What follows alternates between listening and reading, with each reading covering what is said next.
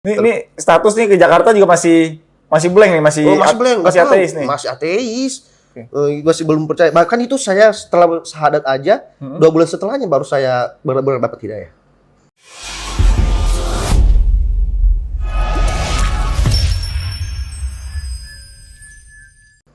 Saya ikut pembinaan nih dari Bunda Yeni nih, 4 bulan. 2 bulannya itu saya kosong sebenarnya. Masih random aja tuh? Masih random itu. Kalau Bunda cerita sama Bunda Yeni itu udah gondok banget sama saya dulu tuh. Super. Jadi tuh, saya inget tuh, saya punya paman tuh di Jakarta. Gimana ya kalau minta tolong ke dia aja? Karena paman saya ini saya juga dulunya sering lihat dia kalau orang-orang kayak adik-adiknya, orang tuanya. Nak, ini kayak nenek saya dulu. Nenek saya kan paling kayak ibu kedua saya dulu kan. Yeah. Setelah ibu kedua saya, nenek saya. Nah, ini mama mau bangun rumah ini, tapi nggak ada uangnya. Ya udah, rumahnya mau dibangun seperti apa katanya. Mau direnov aja atau dibangun ulang? Oh, direnov aja biar murah. Kayak enak banget ya. Coba. Nah ke situ gitu ya. Oke. Saya beranikan lah, nekat itu beranikan. Paman, saya lagi kesusahan nih. Kayak ngomong sama ini lah saudara gitu ya. Ya, paman saya lagi kesusahan. Iya, saya udah tahu katanya. Ya, dia bilang, lah kok tahu? Iya, biasanya orang nelfon saya itu karena kesusahan katanya. Kena mental. Kena impressionnya gitu ya. Iya. Terus ya, saking udah terbiasa aja dengan kayak gitu. Iya, katanya, apa perkaramu katanya. Ya, kamu di Medan kan? Ya. Iya, paman. Kenapa kamu nggak langsung ke sini waktu itu? Ya, dulu kan ada yang saya hindari dari dia. Dulu waktu sebelum tamat itu, dia sempat pulang ke Nias. Waktu saya SMP, dia sempat ke Nias jalan-jalan mau jenguk orang tua almarhum nenek saya. Nggak sebut almarhum juga sih, kan non-Islam. Dari ya gitu kayak gitulah. Mendiang nenek saya dulu itu dia pernah ngomong, nanti ini anak tanggung jawab saya, kuliahnya tanggung jawab saya gitu. Ya. Jadi itu juga yang menjadi alasan saya untuk berani ngomong sama dia. Gitu ya, jadi karena udah ada mandat, udah ada wasiat, ada wasiat dari, jadi udah ada orang dalam. Jadi dia welcome aja pas kamu bilang gitu, dia welcome udah. Iya, ini gini paman, saya ini lagi kesusahan di sini, kena PHK udah 6 bulan. 6 bulan kamu ngapain aja 6 bulan di sana kan? Ya saya air gitu. Saya kayak hantu gentayangan di sini. Ya gentayangannya di kos teman, di mingguan di sini, di sana. Ya gitu terus. Terus kamu sekarang maunya apa? Kamu sekarang ya saya minta kirim. Saya bukan minta diantar ke sini. Saya minta kirimin uang gitu. Saya minta kirimin uang untuk bertahan hidup di sini 1 bulan ke depan katanya. Kata saya. Udah gitu aja katanya. Jadi dia tuh nggak ada mancing buat nggak ada. Ya gitu aja. Karena saya dulu percayanya mungkin nanti 1 bulan ke depan pasti saya dapat pekerjaan lagi gitu. Iya.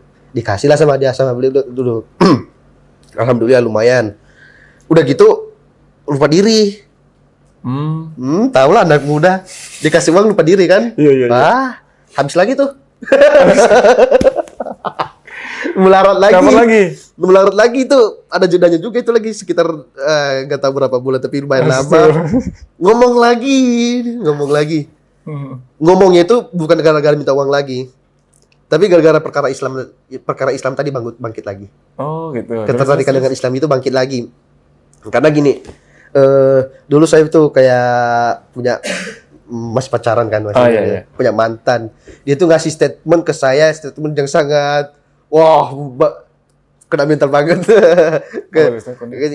Dia itu mutusin saya itu kan. Tapi mutusinnya itu pakai dalil. Muslim dia? Bukan. Enggak. Dalilnya bukan dalil Al-Quran. Gini, jadi dia gitu ngomong kayak gini. Saya selama ini sangat bersyukur sama kamu, katanya. Masa-masa anak bucin. Saya bangga bisa memiliki cowok pemberani seperti kamu. Alasannya, iya, kamu adalah cowok yang sangat pemberani. Jangankan dengan kematian, bahkan dengan Tuhan pun kamu nggak takut, katanya. Ini juga tuh, ngena banget tuh bahasanya tuh. Iya, jangankan dengan kematian, bahkan kepada Tuhan pun kamu nggak takut, kan? Karena kita di Kristen itu dulu meskipun gimana ya, ada larangan untuk hal kayak gitu, sebenarnya ada. Cuman sebagian besarnya itu mengizinkan. Tapi untuk aliran seperti saya kan karismatik, itu total haram hubungan kayak gitu. Dia ngomong kayak gitu sama saya. Itu kayak saya mikir, saya pernah dengar ayat-ayat ini di Facebook dah. Iya. Itu yang sekarang itu saya tahu bahasa Arabnya wala taqrabuz zina kan. Dulu itu jangan dekat zina doang. Tuh kok ini orang ngadopsi ya kan mikir saya kan. Kalau di Alkitab bunyinya nggak seperti itu. Oh, bunyinya jadi persis lah ya sama gitu. Kayak persis ini orang ngadopsinya dari mana gitu. Penasaran lagi tuh cari-cari ulik karena di Facebook itu dulu masih sempat ditambahin ke favorit. Jadi ketemu tuh ayat Al-Qur'an ternyata. Bangkit lagi semangatnya Al-Qur'an kok bisa ada kayak gini weh gitu. Makin kepo lagi gitu ya. Kepo lagi gitu kan. Banyak fakta. Tapi masih ketutupan dengan ego tadi. Akhirnya saya mikir nih, paman saya di Jakarta kan Islam. Kenapa saya nggak nanya dia aja? Pamanmu Islam? Iya, dia mualaf dari SMP. Oh, oke. Tahun 80-an. Saya kira nonis juga. Bukan. Tapi sebelumnya memang Kristen gitu ya? Dia Kristen. Oh, dia mualaf juga? Iya, dia mualaf jalur logika. Kalau saya mualaf jalur penasaran. Oh, jalur penasaran. Iya, oke.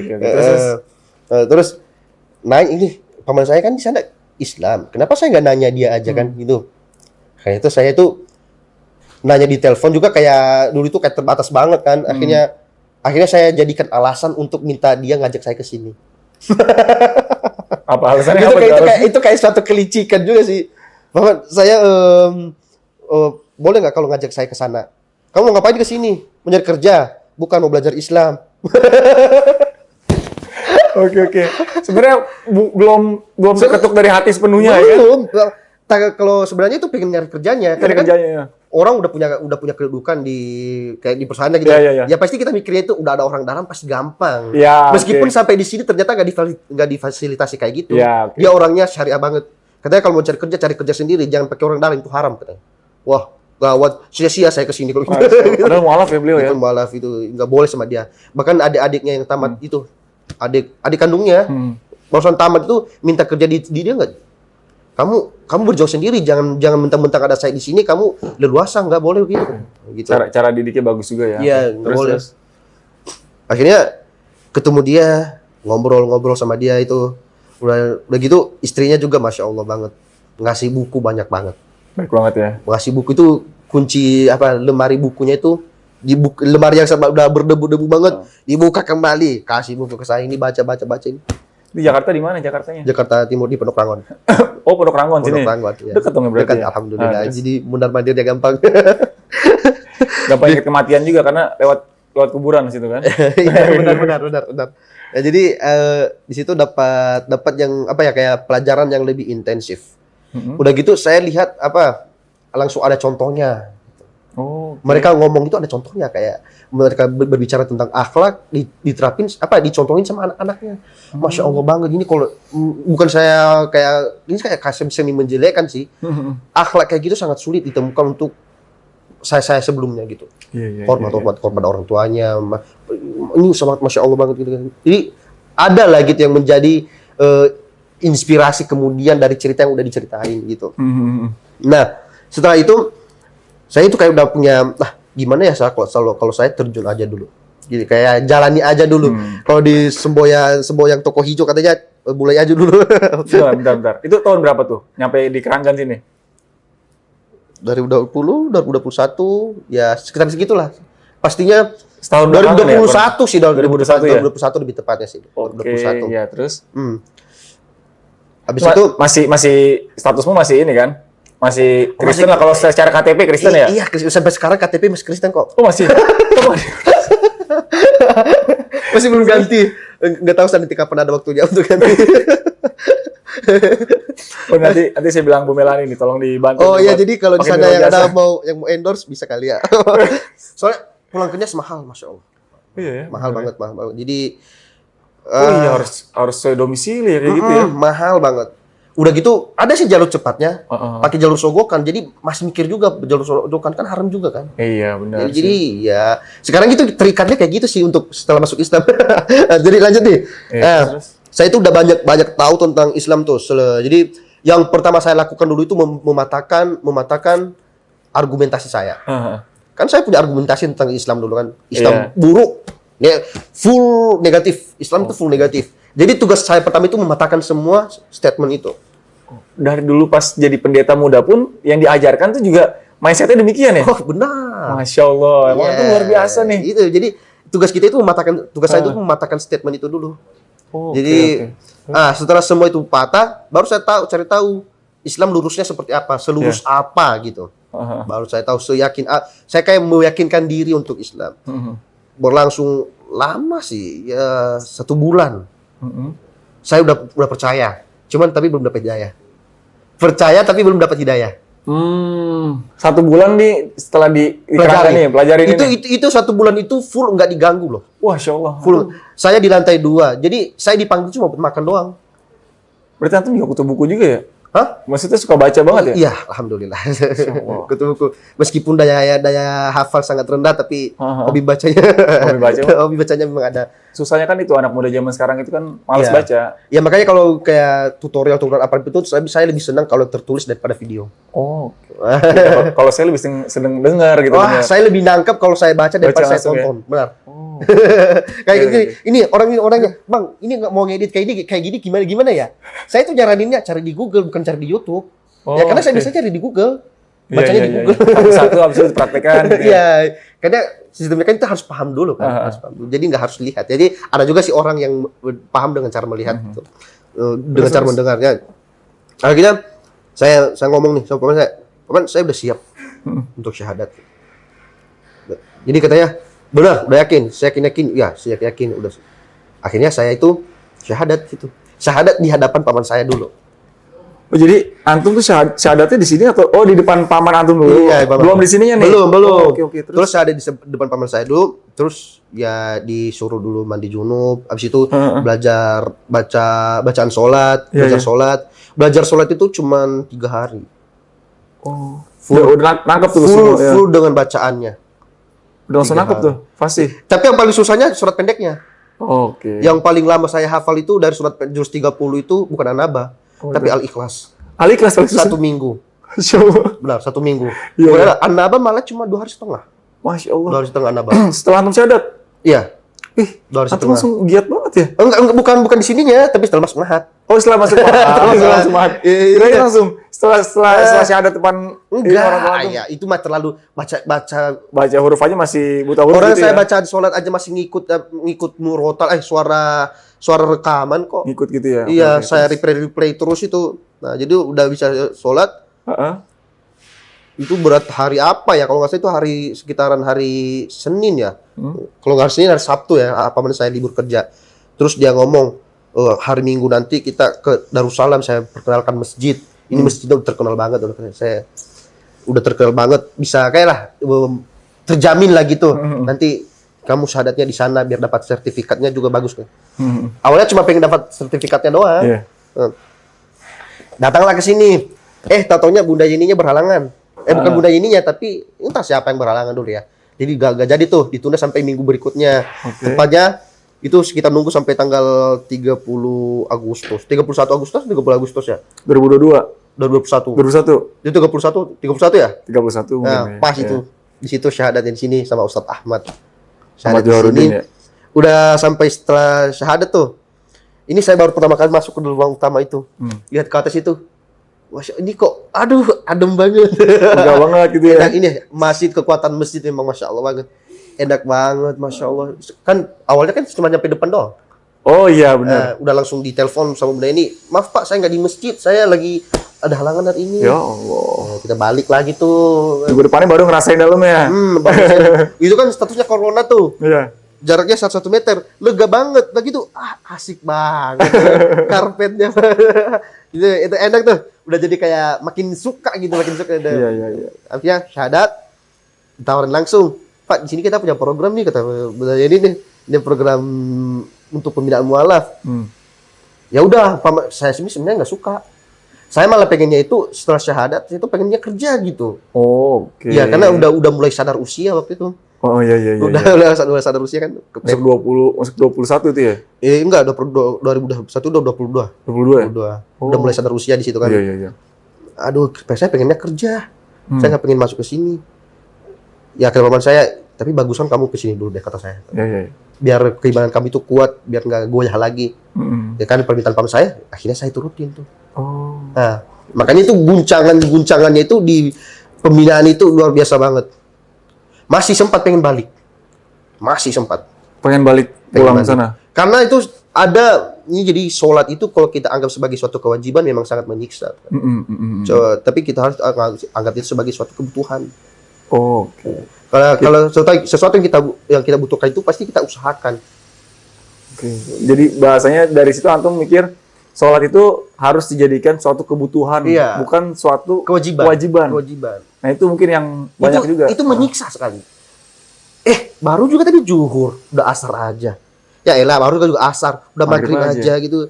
Ya elah, dekat banget maghrib, isya. Kenapa nggak digabung aja gitu kan? Iya. Mikirnya gitu, ribet amat punya agama kan? Iya. Ya kan sebelumnya kita terbiasa kan dengan yang cuma sekali seminggu. Sekali seminggu pun kadang-kadang loh. Kebaktian bahasa itu ya kalau itu. Iya, itu pun masih kadang-kadang. Jadi nggak ada, udah kayak di luar kebiasaan banget lah. Yes. Jadi sangat menyiksa banget dulu. Udah gitu kita itu punya kayak ada sesinya sih. Sesi tekanan-tekanan ya. Iya, ada. Jadi kita Pak, jangan sampai kesana dulu. Akhirnya dulu berjalan 2 bulan itu saya kayak belajar Islam sambil belajar melawan diri sendiri. Benar, itu sangat sulit banget. Sampai ya Bunda Yeni itu udah, itu kalau dibilang ya, kalau anak kandungnya mungkin saya itu udah habis dicabik sama dia. Iya, karena dia mengusahakan kebutuhan saya nih agar belajar Islam. Enaknya apa? Coba difasilitasi kan. Tapi saya emang kayak gitu. Ngebandel gitu lah ya. Ngebandel gitu ya. Itu kayak udah wajar banget sih kalau marah dulu. Iya, terus. Akhirnya saya itu kayak itu kamu 2 bulan itu sempet ngilang-ngilang? Emang cuman bolos aja apa? Bolos. Padahal ada di sini gitu ya, Pak. Ada Cuman nggak datang gitu. Nggak datang kalau pas kajian. Saya itu nggak bolosnya pas kajian Ustadz Rahmat doang. Ustadz Rahmat. Yang tua yang udah. Ustadz Rahmat dulu itu yang udah almarhum bukan? Masa udah almarhum? Ustadz Rahmat mana sih? Tahu Ustadz Rahmat nggak sih? Ya, terus pokoknya itulah ya. Jadi di jadwal beliau doang saya nggak pernah, karena beliau itu bahasnya tentang sains. Gimana ya maksudnya ya? Keterkaitan atau gimana keselarasan Al-Quran dengan sains gitu. Rahmat Bekam itu bukan? Yang orang Sukabumi itu bukan ya? Bukan, dia udah tua banget. Dia itu mantan apa ya? Ahli perminyakan. Oke. Terus jadi tertariknya gara-gara pelajaran beliau itu tentang keselarasan Al-Quran dengan fenomena sains gitu. Jadi menarik buat saya. Makanya saya nggak bolos waktu itu. Iya. Terus udah gitu sampai 2 bulan itu saya itu sampai ikro mana ya? Saya udah lupa nyampe. Berarti belajar ikro juga ya di pembinaan itu ya? Iya, belajar dong. Emang targetnya itu.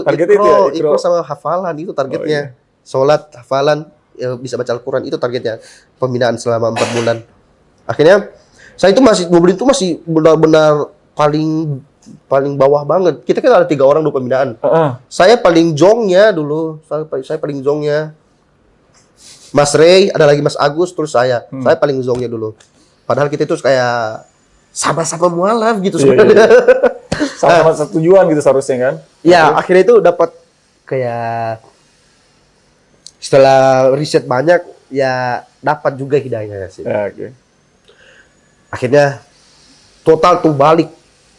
Saya balik kayak mindset negatifnya udah hilang. Dan segala goncangan itu sekarang udah hilang waktu itu. Akhirnya jadi yakin bahwa saya sebenarnya adalah seorang muslim.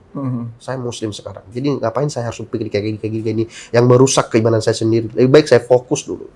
Saya telah dulu ini yang jalan-jalan ini. Akhirnya dapat tuh. Udah dapat tuh hidayah situ. Jadi 2 bulan berikutnya itu lumayan membaik. Ikro udah mulai jalan itu selesai sampai 6 gitu. Bentar, saya mau nanya nih. Ini antum kan kamu ini udah nyampe Darussalam, udah 4 bulan dilalui. Itu pas syahadat, orang tua tahu nggak? Oh tidak. Hanya paman kamu aja yang di sini tahu kalau kamu syahadat gitu. Orang tua nggak tahu? Enggak. Sampai sekarang orang tua, tapi udah tahu? Udah tahu. Tapi itu pun taunya karena keceruan saya. Karena sebenarnya saya itu nggak pengen mereka tahu. Karena kalau mereka tahu, saya itu udah tahu resikonya apa. Iya, dikejar-kejar atau gimana gitu? Bukan dikejar-kejarnya, melawan statement mereka. melawan statement mereka. Karena saya gini nih, saya di debat contohnya tentang Islam.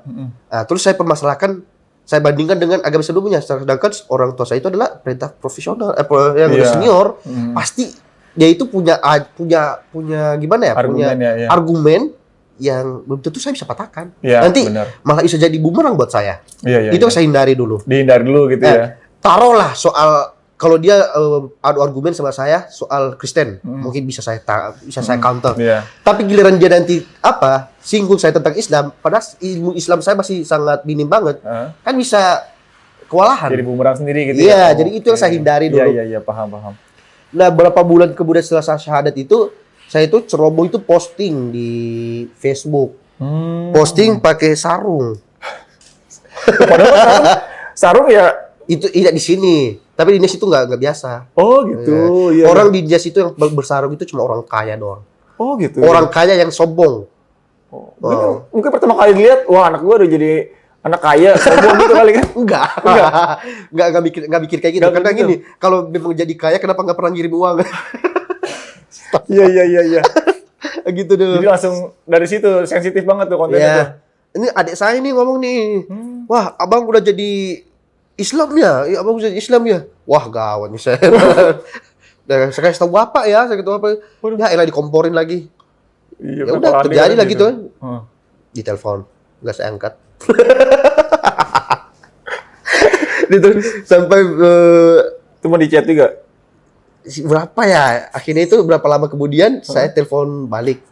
Kayak kang-kangunan gitu kan, telepon balik. Di situ lah. Ya benar, apa yang saya lakukan benar terjadi. Cuman saya punya prinsip aja dulu, lakum dinukum waliyadin aja lah. Mau ngapain kamu di situ? akhirnya sampai sekarang terima.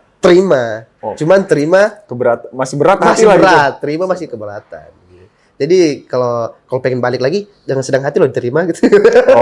Caranya pun halus, bukan dengan paksaan atau tekanan gitu. Enggak bisa. Emang dipaksa juga gimana? Seperti apa? Enggak bisa. Ya kan biasa beda-beda tuh, ada yang memang kamu salah jalan, langsung balik lagi cepet gitu. Ini enggak, kali ini lebih halus gitu pendekatannya gitu ya. Kalau mau balik lagi bisa gitu. Itu kemudiannya. Kalau awalnya kayak gitu dicap dia, ya biasalah amarah orang tua itu kalau udah marah itu, aduh, nauzubillah banget ya. Oke, terus. Semoga dapat hidayah. Amin. Pasti kan doanya sama demikian kan? Iya.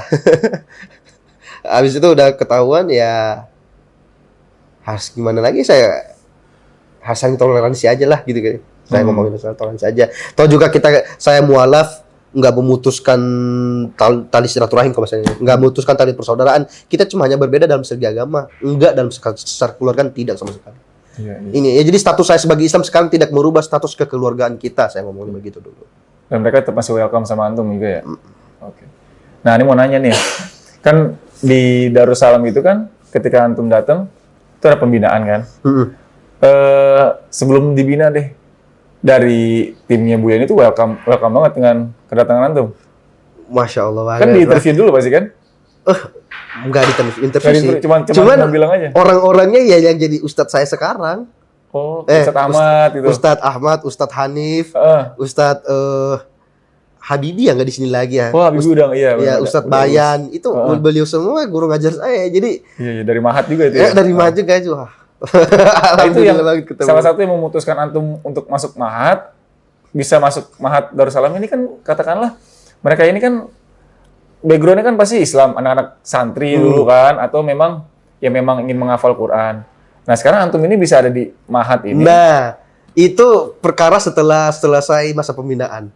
Setelah selesai masa pembinaan itu saya nggak langsung masuk Mahat, tapi balik ke rumah dulu, sempat kerja. Oh gitu. Di Pondok Gede, sempat kerja di Pondok Gede. Tinggal masih di tempat paman antum itu? Iya, tempat kerja di Pondok Gede. Terus kenapa ya? Dulu itu kenapa bisa ada sesuatu hal yang membuat saya itu kemarin benar. Bacaan saya belum sempurna. Iya. Karena saya udah 4 bulan kan dibina di sini. Terus bacaan Al-Quran saya, gitu ya? bacaan Al-Quran saya belum sempurna. Jadi umi saya ini ini sekarang sebenarnya tante saya. Cuman udah saya panggil umi karena ya udah dekat lah ya. Udah dekat ibu sendiri juga. Iya, ibu sendiri saya jadi panggilnya sekarang itu umi. Oh iya. Jadi umi saya ngomong, "Bang, hasil kamu mondok seperti apa katanya. Maaf ya, Umi bukannya mengecap atau gimana, atau menilai bukan. Umi mau tanya aja apa pendidikan mereka di sana mau seperti apa katanya. Saya ceritain gitu, ini saya itu jelek, saya itu di sana itu jelek kayak gini Umi. Ya elah bang, kok disia-siain katanya, kok disia-siain itu padahal dulu Umi juga mualaf juga. Oh gitu. Dulu juga Umi itu mualaf dulu nggak seperti abang loh. Dulu Umi itu mualaf ya terlantar lah gitu terlantar ya? gitu. Jadi nggak ada yang bimbing. Jadi Umi syahadat aja. Akhirnya Islam cuma KTP doang. Baru setelah sekarang baru sadar kenapa dulu nggak belajar ya. Akhirnya Umi merasakan susahnya kayak sekarang kayak berat banget belajar Islam setelah sekarang gitu. Abang itu udah kasih kesempatan kok disia-siain katanya. Jadi mulai berasa bersalah di situlah. Iya. Kenapa saya nggak manfaatin ya? Akhirnya itu saya kerja, tapi masih kepikiran juga. Saya menyanyiakan satu momentum yang sangat berharga banget gitu. Paman saya juga ngomong kayak gitu. Dulu saya mualaf SMP loh. Saya sibuk sekolah gitu. Dia itu sekolah tapi biayain diri sendiri. Oh, karena paman antum itu juga sama orang tuanya Kristen. Orang tuanya Kristen. Dan dia memutuskan masuk Islam. Dia merantau ke Medan dulu. Oh, merantau ke Medan dulu. Dia itu merantau ke Medan gara-gara dia termasuk siswa yang berprestasi. Oh, berprestasi. Dia itu pengen naik ke jenjang sekolah yang lebih memadai gitu kan. Nah, di Medan pun dia dapat beasiswa dulu. Jadi karena dia di sekolah kayak punya tanggung jawab lah untuk diri saya sendiri, kosan-kosannya. Akhirnya itu dia kerja gitu. Kerja di separuh waktunya. Akhirnya nggak ada waktu buat belajar Islam. Nggak ada waktu. Berarti emang darah Nias itu emang jiwa mental pekerja keras. Kerja keras banget ya? Benar. Anak Sumatera itu ya? Mungkin itu kalau generasi sekarang mungkin nggak beda lah ya. Tapi kalau angka-angka 99 ke bawah itu memang kayak gitu, mentalnya kayak gitu. Terus balik lagi tuh tadi. Dia ngomong sama saya, dulu saya itu masuk Islam enggak sekomplit fasilitas yang kamu dapat. Iya. Kamu di sini susahnya apa? Ada saya gitu. Ada saya yang nge-backup kamu dalam segala hal. Iya.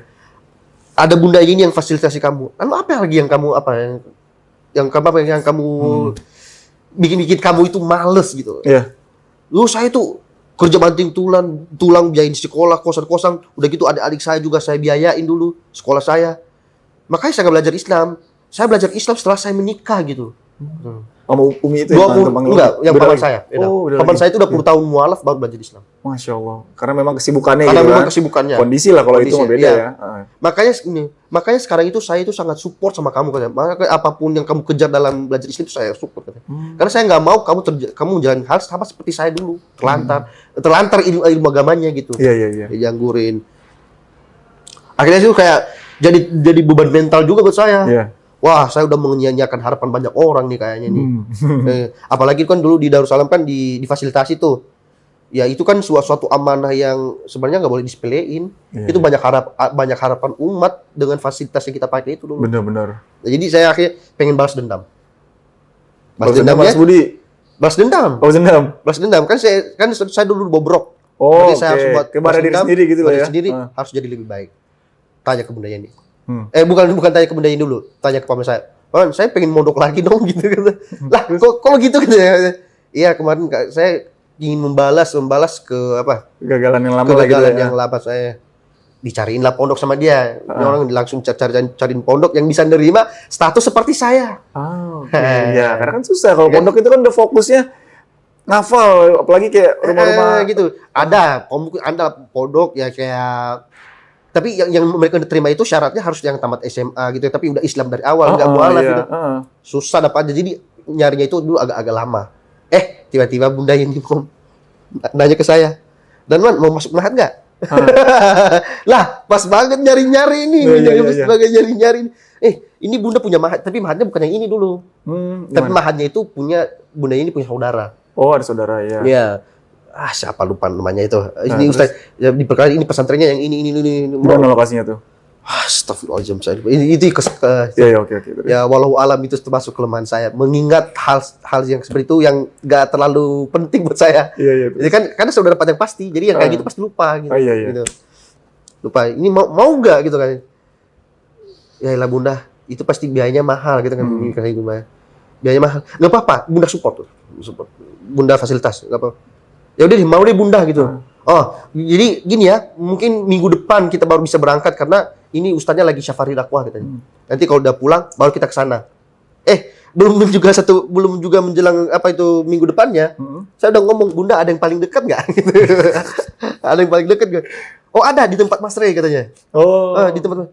Kan dia nyebut Mas Rey. Kan Mas Rey kan kita udah kayak gini sama saya itu. Ya. Wah, asik tuh sama Mas Rey kan. Gabung lagi sama. Meskipun nanti ujung-ujungnya masuk ke sini Mas Rey-nya udah gak ada. Asik tuh.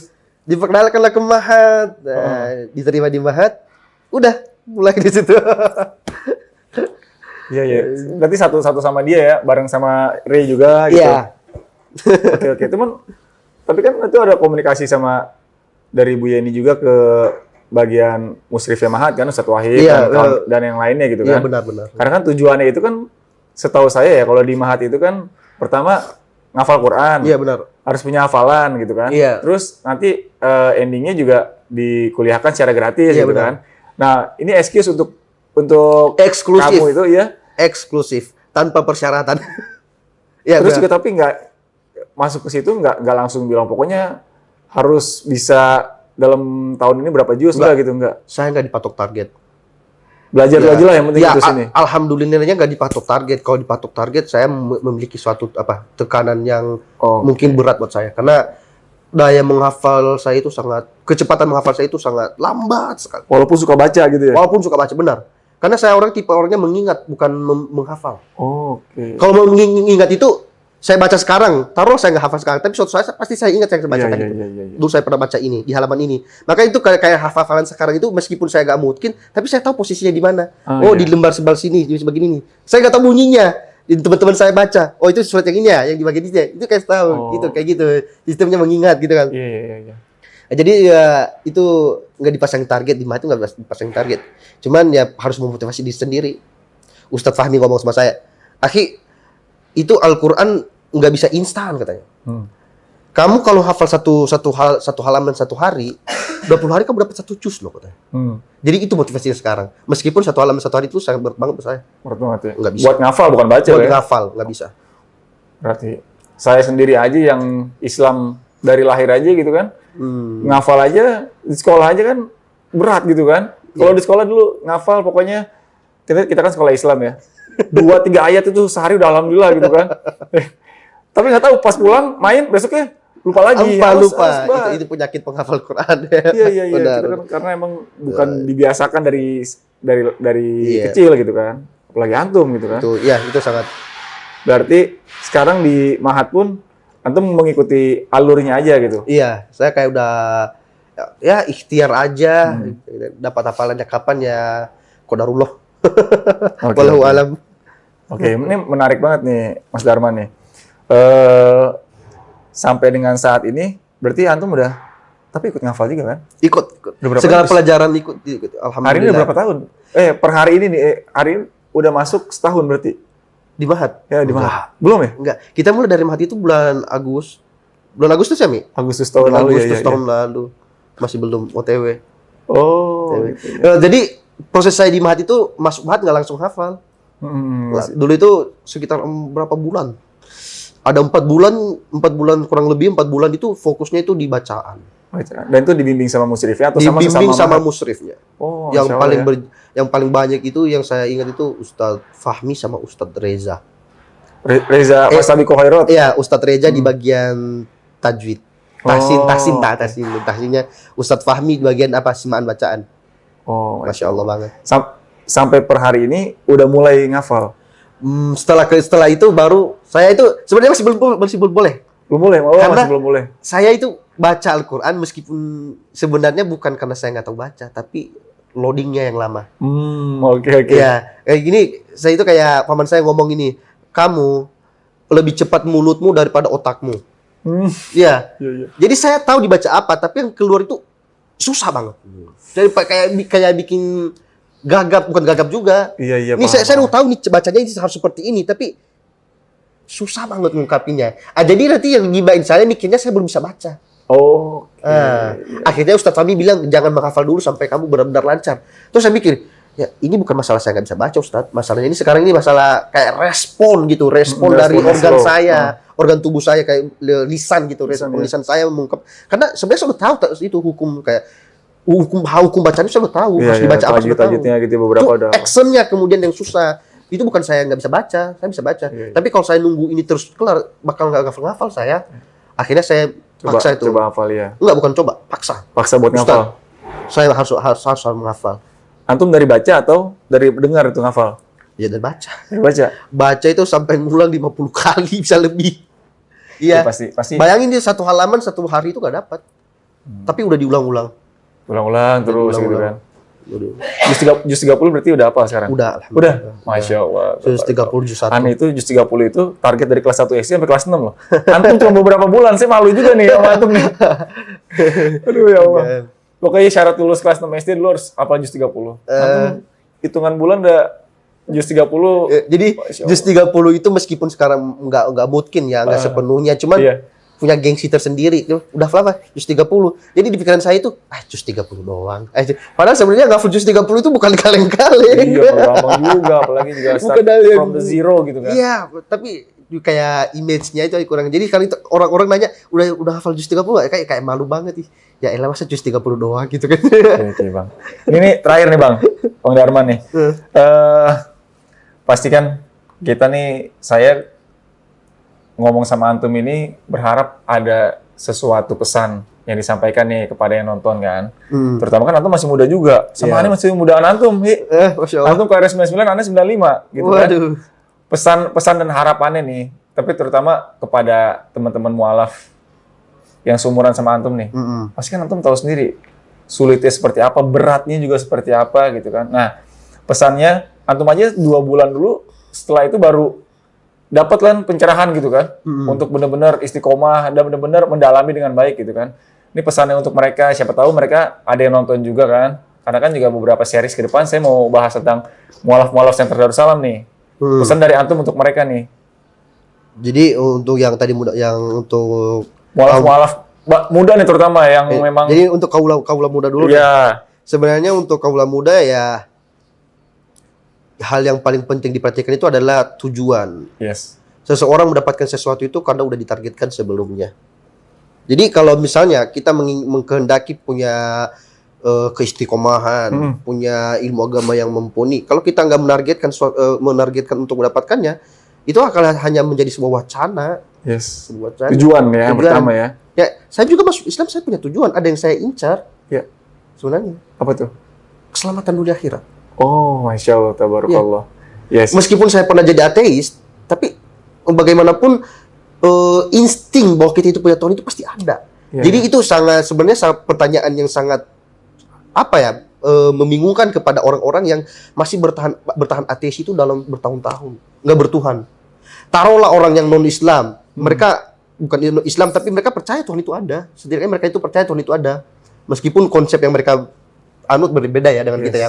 Setidaknya mereka percayalah ada pencipta gitu. Sedangkan ateis itu mereka total nggak percaya. Padahal sebenarnya secara nurani, secara batinnya mereka itu sebenarnya menjerit, meyakini bahwa Tuhan itu ada.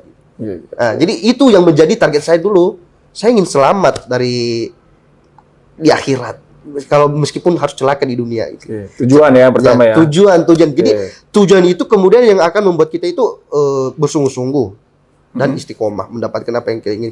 Jadi ingin menjadi seorang muslim yang baik, ingin menjadi seorang mualaf yang baik. Ya targetnya apa gitu. Kan kadang-kadang sekarang saya banyak menemukan orang-orang yang mualaf. Jadi saya agak jengkel juga ya, mualaf gara-gara wanita.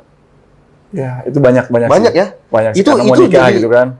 Kalau menurut saya kalau begitu mah mending gak usah. Jadi itu jadi aib, jadi aib buat suatu agama. Ya jadi nikah gara-gara wanita, akhirnya nggak diterusin tuh belajar agamanya. Iya, sedangkan laki-laki itu harus jadi imam gitu kan? Iya, udah gitu nanti bobrok, buruk citranya, ikut Islam juga nggak ikut, bentar ya?